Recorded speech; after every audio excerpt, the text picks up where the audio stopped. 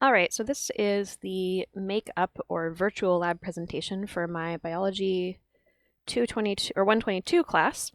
And what we're going to do is go over some principles of blood and blood cells, and then we're going to switch over and go and look at some blood cells using virtual slidebox, which you guys have a link to on the D2L homepage. So first, I need to pick a different color. And let's go with a nice blue. Sure. Okay. All right, now that I've got that down, with regard to the blood cells that you're going to be expected to identify, I want you to remember that out of whole blood,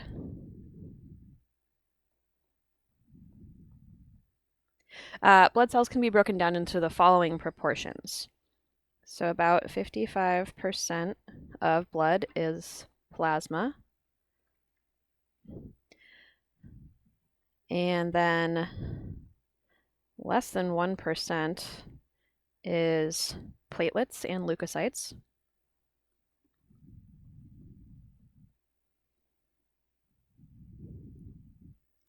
And the remaining 45% are erythrocytes.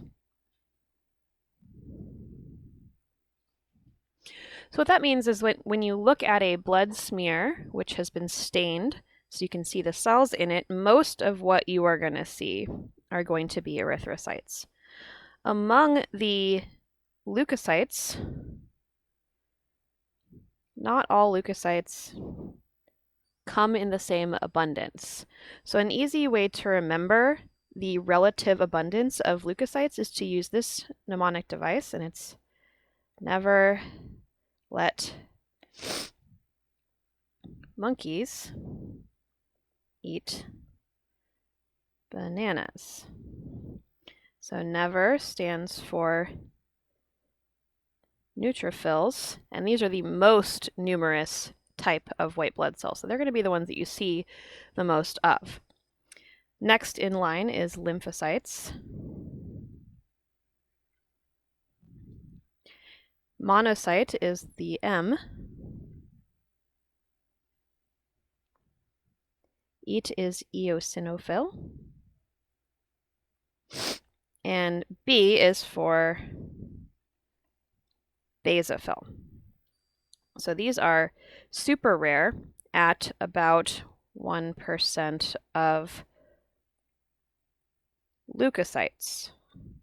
So what this means for basophils is that if less than 1% of whole blood is platelets and leukocytes, then 1% of that 1% is going to be basophils. So that should tell you that you're going to have to spend a lot of time trying to find a basophil.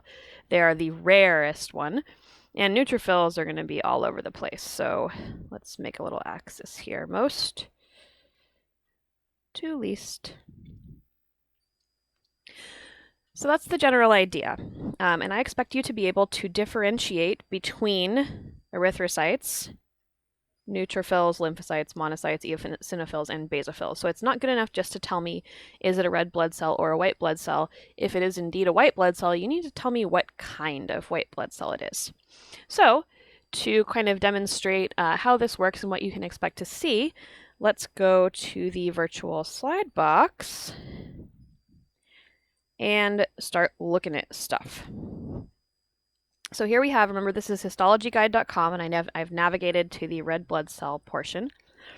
So now what I'm going to do is zoom in and using the cursor here, show you different kinds of cells. So most of what you see in this image here are red blood cells, but you can see that there are occasional white blood cells smattered throughout. So I'm going to zoom in really far. Let's wait for that to resolve itself. So I'm going to zoom in really far and go ahead and start pointing things out. So the pointer, I'm outlining here several red blood cells.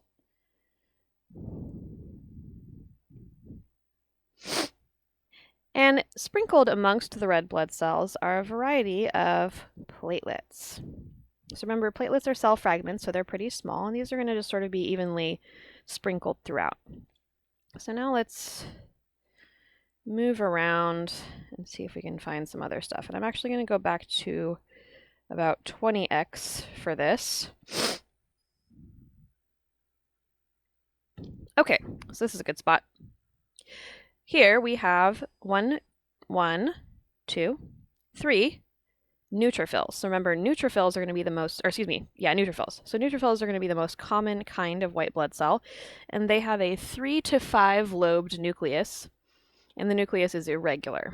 They do have cytoplasmic granules, which I'll zoom in momentarily to show you, but they're not very prominent at this magnification. So let's count the lobes on these guys. This one has 1, 2, 3 nuclear lobes. This one has 1, 2, 3 nuclear lobes, and this one has 1, 2, 3, 4 nuclear lobes. These are the actual next most numerous guys. These are going to be lymphocytes. So you can see a large ovoid nucleus with not very much cytoplasm around the edge. This one actually happens to look kind of like a dolphin. Isn't that neat? So when these cells get squished, they can take different shapes other than round. So this one happens to be squished in a dolphinish shape. But same deal, large ovoid nucleus, very little cytoplasm, cytoplasmic rim showing on the edge. So now let's zoom back in to 40x and then again to 60. And that will allow us to go look at these little guys more closely. So you can see granules here. So see how the cytoplasm looks kind of chunky. So the granules do exist, making the neutrophils granulocytes. This one actually has more visible granules sprinkled throughout the cytoplasm. And let's compare that to the agranulocytes nearby. So remember, monocytes and lymphocytes are agranulocytes, meaning they don't have any granules. And you can see here that there aren't any granules in the very little cytoplasm that this and this cell do have. So these are going to be agranulocytes. So now we've seen neutrophils and we've seen lymphocytes. Let's zoom back out, and I'm going to go hunting for some other stuff. So those are all neutrophils of various kinds. Ah, excellent. Okay, here we have an eosinophil. So I'm going to zoom in on this little guy. Let's zoom it all the way in. So I'm going to try and put him front and center here. So this is an eosinophil, and what you're seeing here are the abundant, very reddish, rosy cytoplasmic granules. So those are a defining feature of eosinophils. And then you can see only 2 lobes in the nucleus. So because these have cytoplasmic granules, they are granulocytes.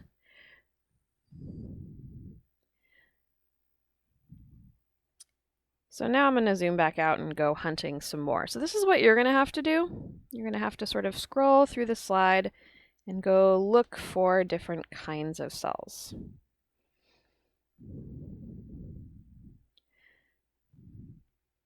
Keep in mind, sometimes when the slide is being made, the cells get squished. So this is actually a monocyte. I can tell because it has a U-shaped nucleus. But in this case, the cell has been squished a little bit, so the U is kind of looking more like a Y. One of the major cues that this is a monocyte is its size. So you can use relative size to estimate. So I could probably fit like 3 or 4 red blood cells, maybe even 5 comfortably inside this cell. So this cell is really, really big. And in addition to this large U-shaped nucleus, that is one of the defining features of a monocyte. So let's zoom back out and see what else we can see.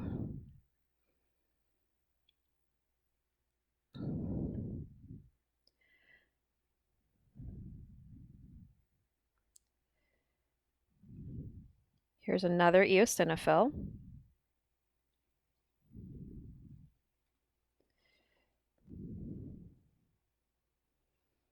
And again, you can see the abundant bright red granules.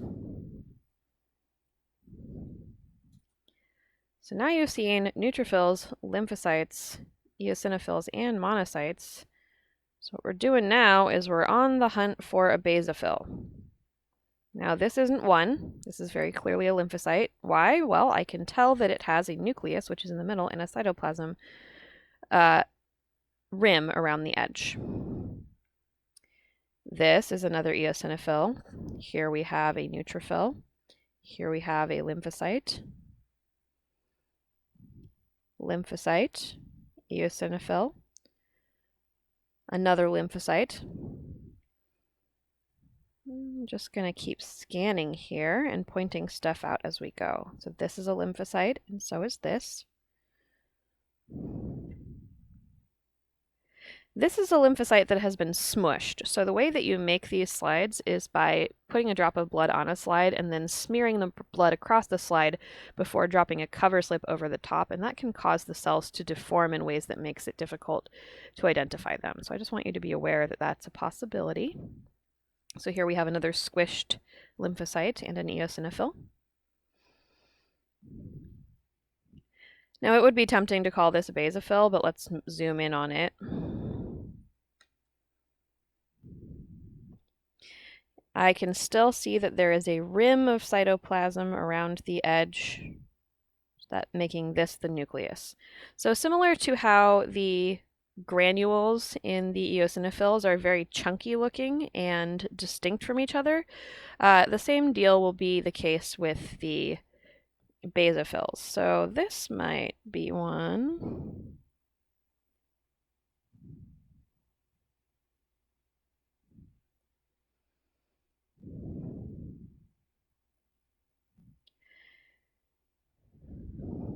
Let's just wait for that to focus up a little bit. Yeah, this is the candidate for being a basophil, but it's been really damaged by the slide preparation, so I'm going to put a pin in that. So let's go through our menu over here. And now that I've showed you how to scan, there's examples of each kind of thing. So let's see if we can find basophil. Basophil number 1. There we go. Yep. Okay, so really dark violet granules that almost obscure the nucleus. And let's go to basophil number 2, which is the one that I thought might be one. Yes. Okay, great. So those are both basophils. Now I'm going to go back and let's look at some other blood just so that you have enough examples.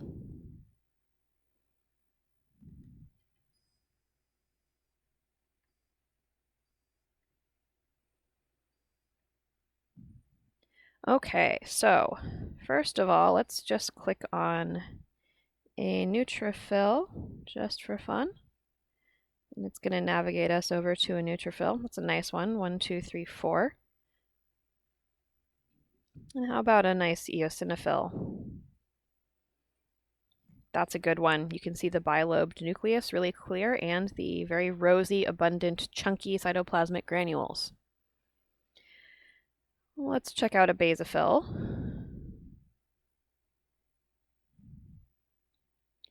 Yep, nice chunky granules. And how about a lymphocytes? And lymphocytes come in small and large.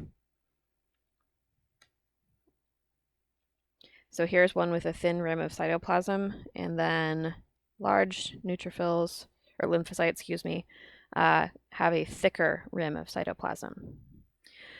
So you are expected to be able to identify each of these, and within the white blood cells, tell me whether they're a granulocyte or an agranulocyte.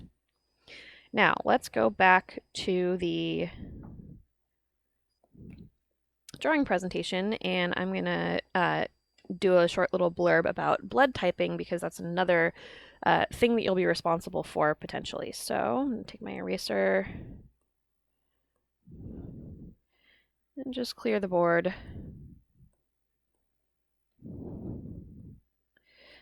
Okay, and then let's take a color and let's do red.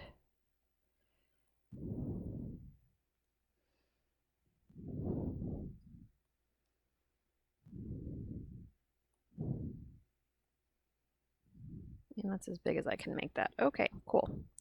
Okay, so remember, blood types can be separated into the A, B, or O group, or RH group, which you may see referred to as D, or anti-D for the antibody. So in the ABO group, blood cells have, I'm going to draw 3 red blood cells here. They have an A, a B, an AB, or an O. Need to draw 4. And for the RH group, cells simply either have an RH factor or they don't. So we're separating these two, and then we'll combine them in a little bit. So let me get my color editor back, and I'm just gonna use this. Okay. So let's say that B antigens are this teal color. So I'm just going to write B's sticking to the edge of the cells to indicate B. And then I'm going to draw some B's on this one because this one is the one that I'm planning on making AB. Let's make A as orange. So A. This one's B. This one is going to be A, B. So we're going to add some A's.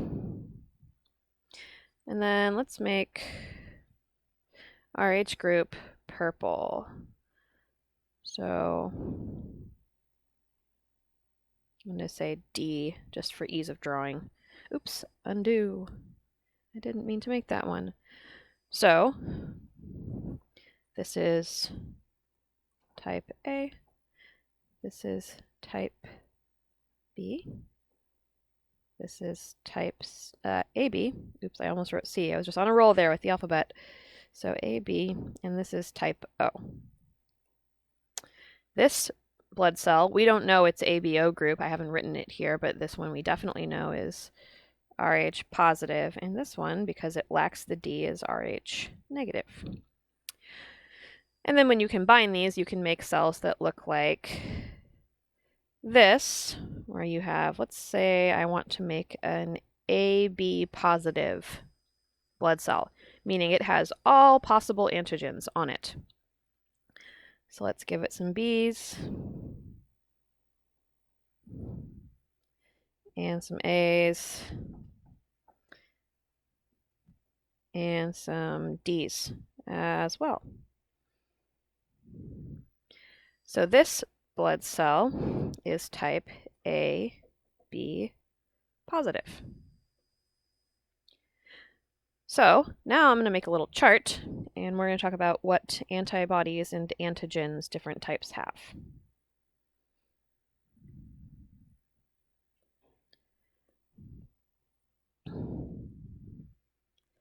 So to make my chart, I need some columns. So let's make this first column B type. And this column will be antigens. And remember, antigens are on the cell surface, so they are the cell's name tag. And in this column, we're going to put plasma antibodies, and I'm going to abbreviate antibodies AB. And now we're going to combine both sets of antigens. So let's start with A negative, A positive, B negative, B positive, AB negative, AB positive, and O negative or O positive. So with the ABO group, if you combine all possible permutations of that with all possible permutations of the RH factor, you get 1, 2, 3, 4, 5, 6, 7, 8 possible blood types. And these are the ones that you're going to base your transfusion decisions on. So on the surface of someone with type A negative blood, the antigens are going to be A antigens. This one is going to have A and the RH factor. This one is going to have B antigens. This one is going to have B and the RH factor. So I'm not going to write antigens for every single one of these, but remember, all of these are antigens. So A is an antigen kind, and so is RH. So this person has A antigens and B antigens, but no RH factor.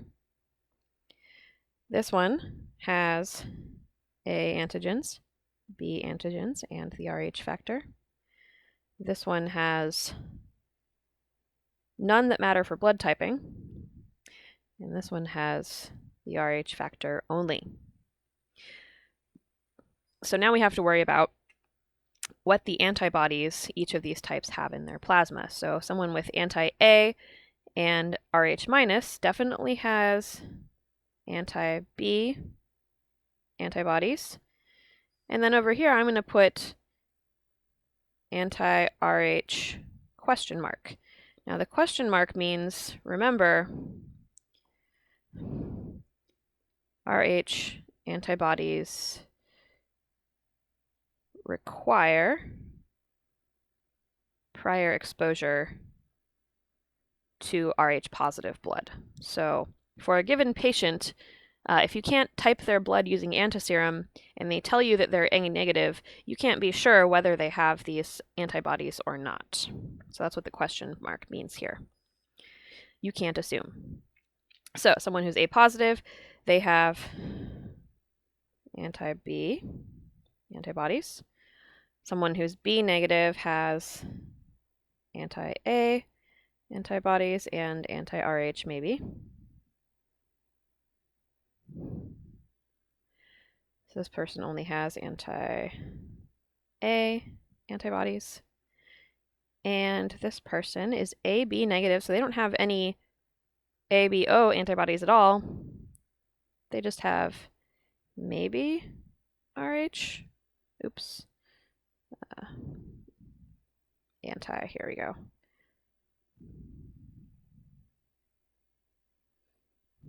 So maybe anti-Rh antibodies. We're not sure. This person has no antibodies, at least against blood type.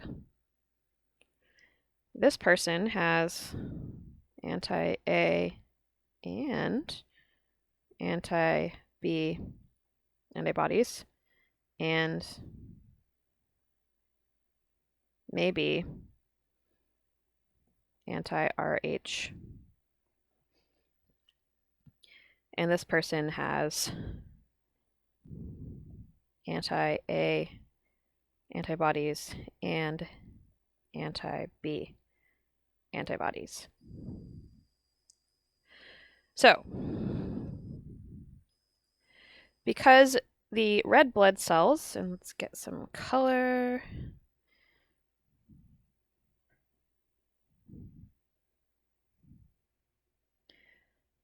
Actually, let's use this orange. I like that color. Okay, so notice there's two cases where we have none of something. In one case, this cell, the cell of the O negative person, is basically a naked red blood cell. So their RBCs have no blood type related antigens. They may have other antigen types, but not ones related to blood typing.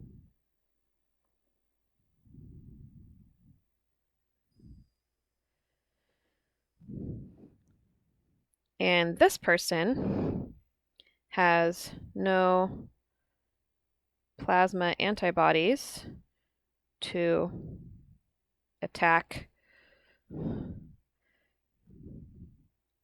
non-self blood cells. That means that type O negative, specifically, is called the universal donor. So they can safely donate to any antigen type because their blood cells don't have any reactive antigens for the patient's or recipient's plasma to interact with. That's the universal donor. Type AB positive is the universal recipient. So actually, let's draw an arrow this way.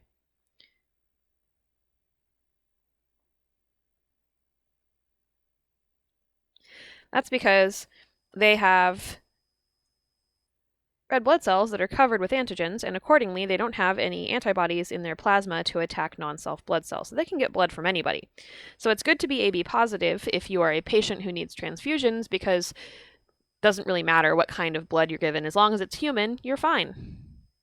Okay, so please watch this video, and please also read the instructions in the paper I will post on D2L and fill out the activity sheet to prove to me that you did the lab, and then I will not today, but probably on Thursday or Friday, make a online lab quiz where you will be asked to identify white blood cells and red blood cells and such, and you will be asked typing questions.